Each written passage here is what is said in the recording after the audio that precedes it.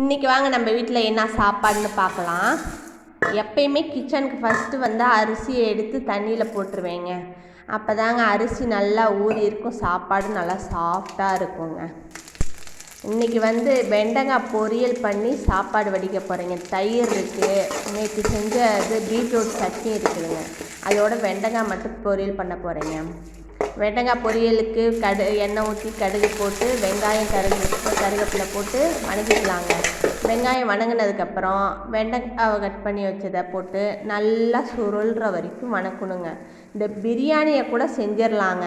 ஆனால் இந்த வெண்டைக்காய் பொரியல் பண்ணுறது இருக்குதுங்க, நான் இது பண்ணுறதுனாலே எனக்கு கஷ்டமாக தாங்க இருக்கேன். ஆனால் என்னங்க பண்ணுறது, பிள்ளைங்களுக்கு ரொம்ப பிடிக்குங்க. அப்புறம் தேவையான அளவு உப்பு போட்டுக்கலாங்க. தேவையான அளவு மிளகாத்தூள் காரத்துக்கு தகுந்த மாதிரி போட்டுக்கலாங்க. ஆனால் பக்கத்துலேயே இருந்து கைவிடாமல் கிண்டி விட்டுக்கிட்டே இருக்கணுங்க. தண்ணி ஊற்றக்கூடாதுங்க, கொலன்னு போயிடுங்க. அந்த எண்ணெய் இதுலேயே போட்டு நல்லா கிண்டி விடணுங்க, எண்ணெய் ஊற்றியே. அவ்வளோதாங்க, இன்றைக்கி சாப்பாடு ரெடிங்க. நம்ம வீட்டில் இன்றைக்கி ஐஸ் பிரியாணிங்க. நேற்று கொஞ்சம் சாதம் மிச்சமாயிருச்சுங்க, அது தண்ணி ஊற்றி வச்சுருந்தேங்க. அது மோரை போட்டு கரைச்சி ஐஸ் பிரியாணி, சாப்பாடு, வெண்டைக்காய் பொரியல், பீட்ரூட் சட்னி. எல்லாரும் வாங்க சாப்பிட்லாம்.